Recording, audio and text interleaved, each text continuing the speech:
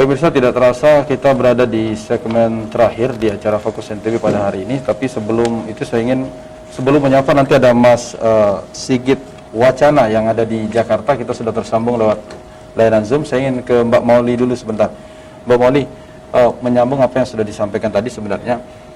Pentingkah kemudian anak-anak yang kemudian belajar lewat sekolah, baik daring ataupun konvensional, sudah dijelaskan oleh Pak Kadis sendiri, tidak hanya diberikan mereka mata pelajaran yang ada di sekolah mereka, tapi juga mereka diberikan semangat lah, motivasi oleh guru-guru mereka untuk tetap bagaimana menghadapi situasi dan COVID-19 ini.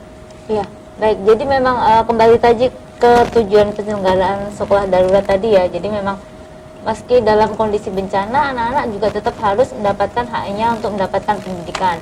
Dalam hal ini, dinas-dinas pendidikan sudah membuka akses bagaimana supaya anak-anak juga tetap bisa belajar di rumah, baik melalui daring maupun home visit, semi daring, seperti itu ya. Jadi itu sudah dilakukan seperti itu. Tapi selain itu juga dalam penyelenggaraan sekolah darurat ini juga harus memberikan pemenuhan kebutuhan lingkungan belajar yang aman, baik aman, kemudian ada jaminan perlindungan dari segala bentuk kekerasan, kemudian penelantaran dan eksploitasi.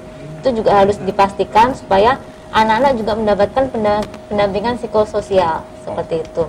Kemudian meringankan dampak psikologis akibat bencana. Jadi hal ini kan juga hal baru ya buat semua orang, apalagi buat anak-anak. Jadi itu juga harus diberi dukungan psikologis. Jadi ada motivasi lah. Ada motivasi seperti itu. Anak-anak juga harus mendapatkan dukungan secara psikologis supaya mereka juga kedepannya tidak ada trauma, terus kemudian tidak mengalami hal yang menyebabkan gangguan secara mental seperti itu. Itu perlu dilakukan dalam pendidikan darurat ini.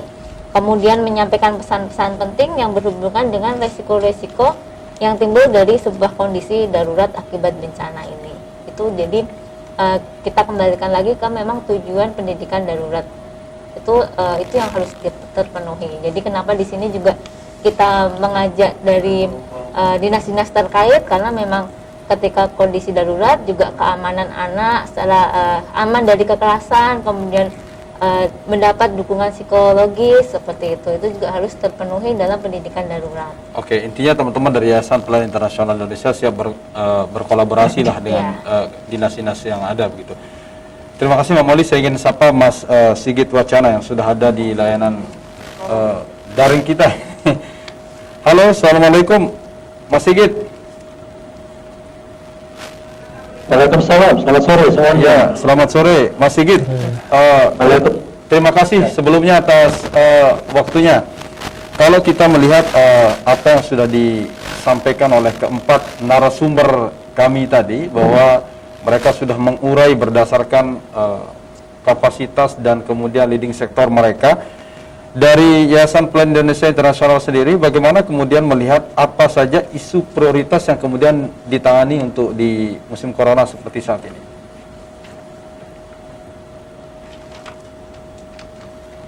Ya, baik, terima kasih. Yang pertama mungkin saya memberikan apresiasi untuk bapak-bapak yang di situ dari kepala dinas, sekdinas, teman-teman Pesos. Saya kira sudah melakukan upaya-upaya yang luar biasa. Terkait pertanyaan dengan isu prioritas, yang pertama kita pahami adalah bahwa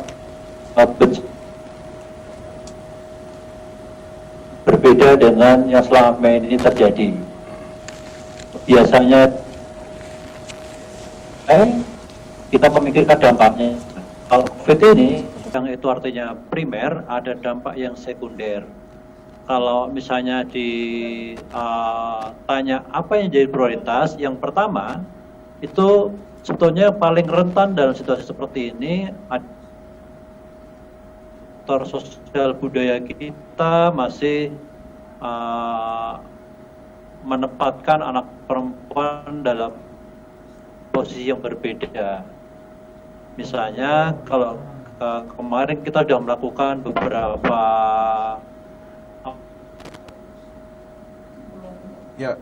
maaf Mas Sigit, nampaknya survei kecil, membuat satu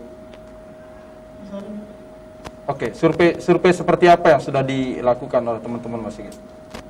Buat satu platform tentang catatan harian anak. Halo? Ya, oke. Halo? Kita masih tersambung Ya, Mas Sigit. jadi sebuah survei. Jadi kita membuat satu kita menanyakan tentang aktivitas harian anak-anak. Di situ kelihatan bahwa dalam satu hari rata-rata anak perempuan itu paling banyak mengalami beban pekerjaan, baik itu terkait dengan pembelajaran sekolah maupun pekerjaan rumah. Dan ini kita juga lakukan di wilayah NTB juga. Sehingga penting bagi kita untuk memberikan suatu prioritas bagi anak perempuan, karena mereka salah satu kelompok yang dia dari kelompok keluarga miskin misalnya. Terus kita bisa kait dengan anak, kita perlu melihat memprioritaskan untuk anak-anak yang misalnya ya sedang dalam masa imunisasi, anak yang sedang masa menyusui. Karena dia sedang menyusui, ibunya terpapar, tentang imunisasi, banyak layanan yang mungkin susah diakses mungkin di masyarakat di perkotaan ini nggak jadi masalah, tapi untuk masyarakat yang tinggal di desa untuk mengakses layanan ini mungkin cukup sulit, meskipun tidak boleh berhenti. Tapi kita menemukan bahwa di beberapa daerah masih ada persoalan terkait mengakses layanan ini. Artinya tentu yang banyak terdampak. Halo Mas. Berikutnya terkait dengan pendidikan, tadi yang disampaikan oleh Pak Kadis, saya kira cukup jelas.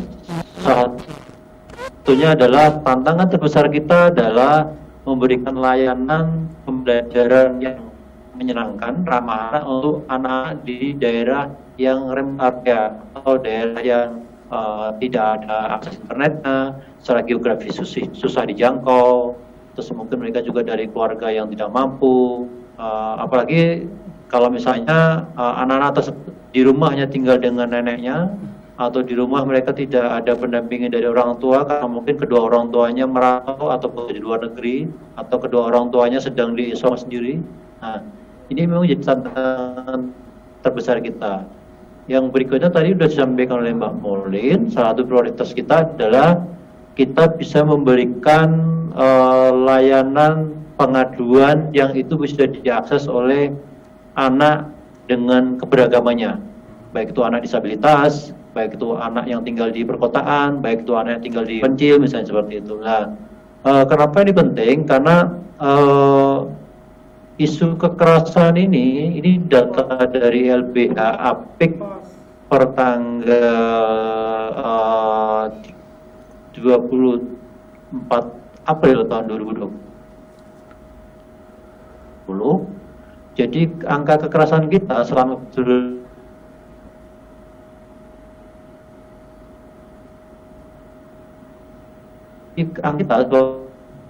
durasi di COVID ini kita naik 3 kali lipat. Jadi kita bisa membayangkan anak-anak konsultasi atau mungkin orang tua pengen berkonsultasi dengan layanan pengaduan, mereka nggak punya akses. Dan ini menurut saya menjadi salah satu prioritas yang harus dilakukan, bagaimana menyediakan layanan-layanan yang itu mudah diakses oleh masyarakat, baik yang di perkotaan maupun yang di pedesaan, plus pedesaan yang terpencil. Karena kita tahu bahwa pedesaan itu kan hampir nggak bisa dijangkau oleh kendaraan, bahkan motor mungkin juga nggak bisa, saya kayak gitu. Oke. Kira-kira seperti itu, Pak Usman. Apa kira-kira yang kemudian diadvokasi lah dilakukan oleh teman-teman untuk setidaknya mendorong layanan-layanan seperti apa yang disampaikan oleh Mas Sigit tadi itu bisa secara efektif dan maksimal dilakukan katakanlah di daerah-daerah begitu? Ya, begini, ini kan lintas KL ya, lintas sektor, lintas OPD. Jadi kita mendorong bahwa setiap keputusannya secara komprehensif dengan keputusan dari dinas lain. Misalnya kayak tadi, misalnya ketika satu sekolah mengembangkan metode pembelajaran, mungkin akan baik kalau metode itu dikoordinasikan dengan dinas DP2 KBI misalnya ya, sehingga nanti akan menghasilkan satu metode yang ramah anak. Kayak tadi sampaikan Mbak Maulin, mungkin metodenya partisipatif misalnya, atau misalnya metodenya tematik. Dalam satu minggu mungkin cuma ada 2 tema, tapi menyangkut beberapa mata pelajaran. Di tingkat nasional kita juga mendorong hal ini. Jadi misalnya sekarang ini sedang disusun panduan bagi orang tua oleh Kementerian Pendidikan, panduan bagi orang tua dalam mendampingi anak belajar, dan itu dilakukan oleh lintas kementerian. Jadi Kementerian KPPA bersama Kementerian Pendidikan. Terus kita juga mendorong adanya protokol-protokol yang itu bisa dipakai sebagai acuan di tingkat daerah. Misalnya saat ini yang sudah keluar, misalnya ada protokol tentang pengasuhan bagi anak yang dinyatakan positif COVID, pengasuhan bagi anak yang orang tuanya diisolasi, pengasuhan bagi anak yang orang tuanya meninggal karena COVID, atau pengasuhan bagi anak yang dia tidak diketahui identitasnya atau domisilinya, tapi dia dinyatakan COVID. Karena ini penting, ketika kita bicara pengasuhan, itu akan berhubungan erat dengan pendidikan. Nah, itu yang kita dorong di tingkat nasional. Jadi, bagaimana informasi anak, data anak ini juga dijaga betul kerahasiaannya, karena apalagi sekarang ini ya, banyak anak yang terhubung lewat gadget atau daring. Tadi Mbak Maulin sudah menyinggung bahwa potensi anak ketika mereka berhubungan dengan temannya atau gurunya atau siapapun lewat daring itu resikonya tinggi, karena kita tidak tahu dengan siapa dia berhubungan. Mungkin habis dengan gurunya, bisa jadi dia akan akses YouTube misalnya, atau bisa jadi dia akan buka media sosial Instagram misalnya, dan dia bisa terhubung dengan orang baru yang nggak dikenal, dan itu bisa mengalami potensi kekerasan dalam bentuk pelecehan, perundungan, dan sebagainya. Nah, ini yang kita dorong di tingkat nasional. Yang lainnya tentu kita program psikososial sejiwa ya yang dilakukan oleh kantor staf presiden. Saya kira itu menjadi salah satu hal yang baik yang itu bisa diakses oleh masyarakat, meskipun ini layanan berbasis daring yang memang kita punya tantangan besar karena Indonesia ini sangat beragam. Jangankan Indonesia, NTB aja beragam sekali. Oke, halo Mas Sigit. Dicek. TB aja beragam, ada yang di lembah, ada yang mudah diakses oleh ya. Jadi saya kira itu. Jadi bagaimana yang kita dorong itu adalah sinergi antara OPD, antar KL, agar setiap satu keputusan itu adalah satu sinergi yang dihasilkan bersama, karena bagaimanapun tujuan bersama kita adalah memenuhi hak anak dan kesejahteraan anak gitu. Mas Sigit, kalau dilihat sampai saat ini, bagaimana sejauh ini Anda melihat sinergi baik itu antar kementerian, antar OPD dalam menangani kasus pandemi COVID-19 ini? Ya, kalau di tingkat nasional sudah cukup bagus, karena kita kan ada di klaster-klaster ya, karena kita ada klaster yang bekerja sesuai dengan bidangnya masing-masing. Misalnya kayak pendidikan, ada klaster pendidikan yang dikoordinasikan oleh Mendikbud, dan itu melibatkan CSO. Untuk sosial misalnya, Kementerian Sosial juga ada mengincar klaster misalnya kayak abilitas, termasuk isu sosial anak lainnya dan seterusnya. Yang kita mungkin perlu pastikan adalah bagaimana ketika di tingkat nasional itu sudah bagus, itu di tingkat provinsi, kabupaten itu benar-benar bisa mengikuti yang sudah mulai menegaskan misalnya. Sebenarnya sekarang mendorong pembelajaran yang kreatif, aktif bagi anak. Jadi tidak perlu mengikuti kurikulum, tetapi tetap terukur karena ini situasinya darurat. situasinya tidak, kita perlu juga memakai cara-cara yang tidak tetapi tetap berukur dan itu lengkap pemenuhan hak anak dan Artinya tidak, proses belajar mengajar tidak perlu kaku lah Mas Sigit ya. gimana? Artinya proses belajar mengajar yang dilakukan melalui rumah oleh para guru, melalui daring ataupun konvensional dilakukan oleh Pak Kadis tadi itu tidak perlu kaku begitu terhadap satu mata pelajaran atau Betul, jadi saya sampaikan bahwa kita perlu membuat inovasi pembelajaran tematik misalnya. Karena kalau tematik itu kan bisa menggunakan misalnya sumber belajar lokal.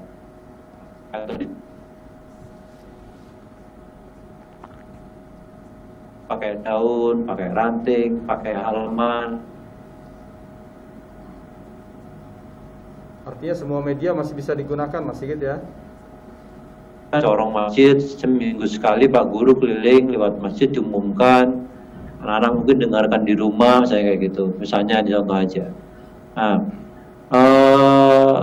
jangan sampai misalnya kayak gini, ada kejadian seorang anak diminta untuk mengerjakan tugas, dia harus membeli peralatan yang itu cukup susah untuk didapat, karena sekarang kan semua orang di karantina di rumah ya, kalau misalnya mereka harus keluar beli sesuatu itu kan gak susah.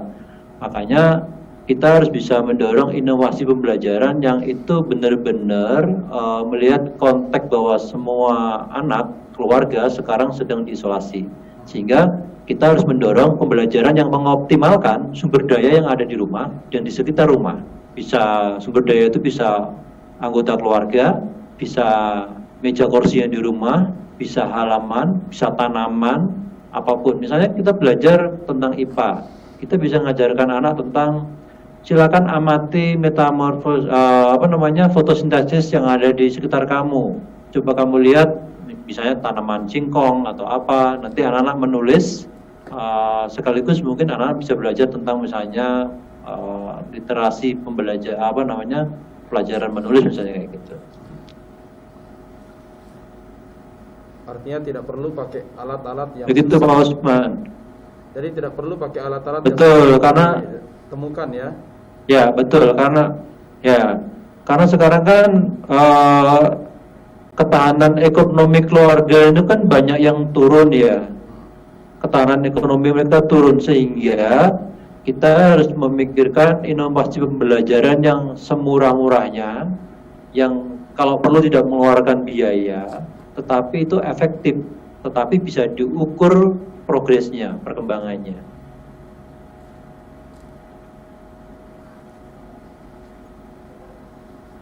Oke, baik, terima kasih Mas Sigit. Begitu Pak Usman. Ya, terima kasih Mas Sigit Wacana atas waktunya. Lain kali kita akan berdiskusi panjang lebar dan lebih banyak lagi, karena kita terikat dengan durasi yang sudah ada.